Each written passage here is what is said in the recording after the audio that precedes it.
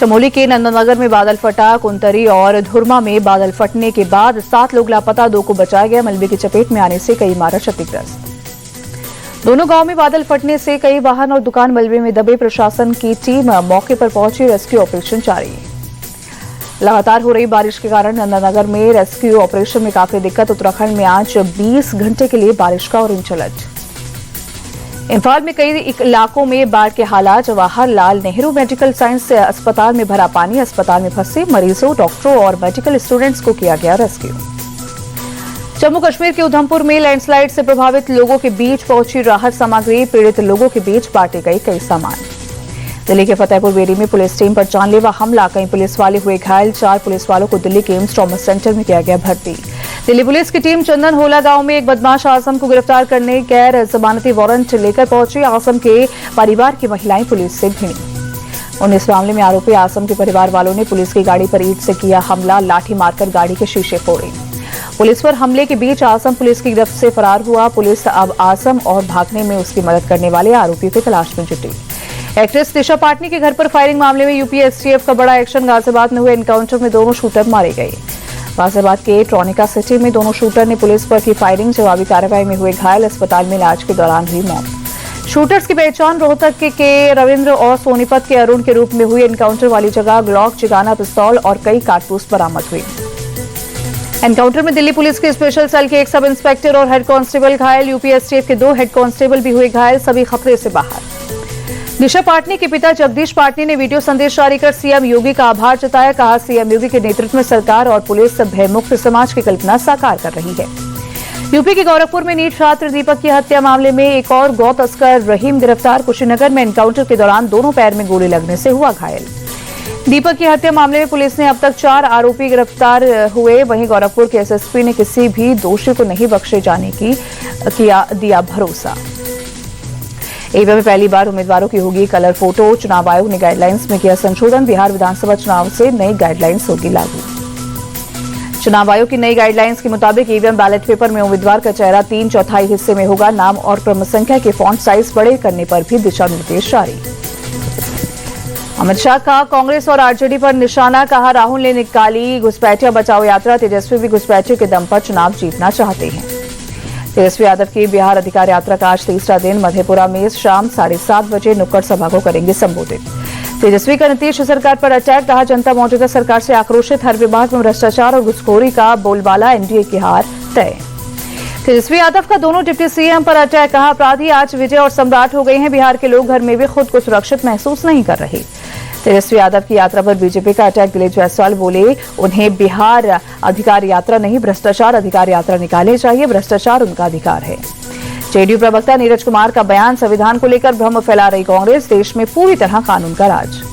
UP के मंत्री OP Rajbhar का सुल्तानपुर में एनडीए गठबंधन को लेकर बयान। कहा, बिहार में एनडीए की सरकार बन रही है और हम एनडीए के साथ मिलकर लड़ेंगे। केंद्रीय मंत्री चिराग पासवान ने पीएम मोदी और उनकी मां से जुड़ा एआई वीडियो हटाने के हाईकोर्ट के आदेश के बाद कहा, कांग्रेस ने की भावनाओं को ठेस पहुंचाने की कोशिश। चिराग पासवान बोले, कोर्ट के आदेश के बाद विपक्ष के नेताओं को ध्यान रखना चाहिए। किसी के माता पिता जो इस दुनिया में नहीं है, उन्हें बख्श दे।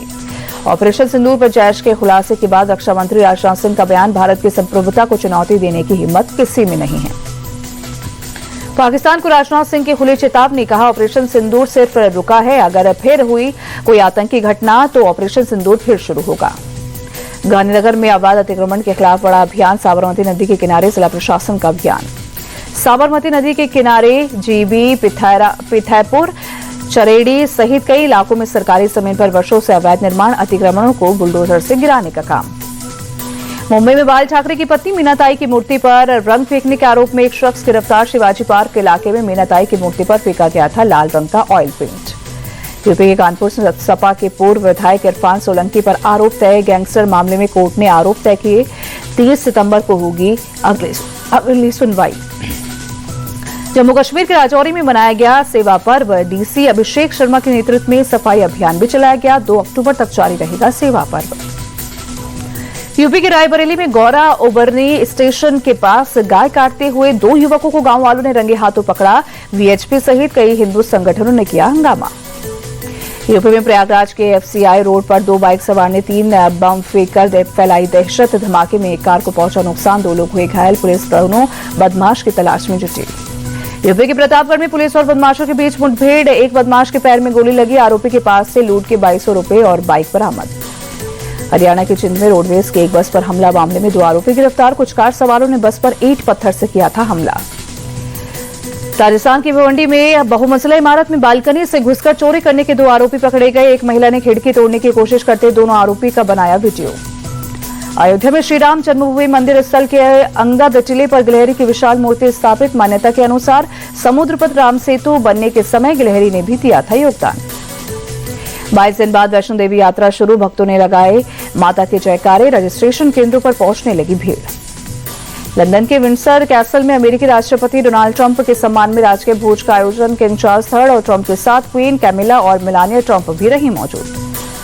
प्रेसिडेंट ट्रंप के सम्मान में आयोजित भोज के दौरान किंग चार्ल्स III ने अमेरिका और ब्रिटेन के संबंध को बताया विशेष। 250 साल के रिश्तों का किया जिक्र।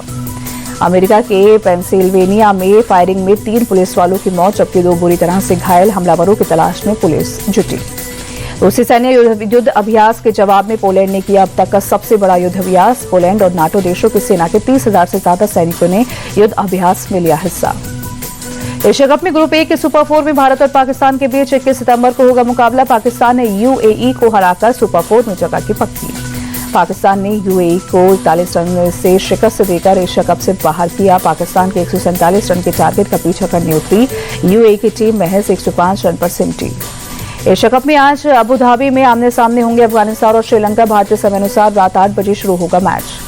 ऑस्ट्रेलिया के साथ चल रही महिला वनडे सीरीज में टीम इंडिया की शानदार जीत। भारतीय टीम ने ऑस्ट्रेलिया को 102 रन से हराकर सीरीज 1-1 से बराबर की। विश्व चैंपियनशिप फाइनल में आज नीरज चोपड़ा का पाकिस्तान के अरशद नदीम से होगा सामना। क्वालिफिकेशन राउंड में नीरज ने 84.85 मीटर, नदीम ने 85.28 मीटर दूर भाला फेंका।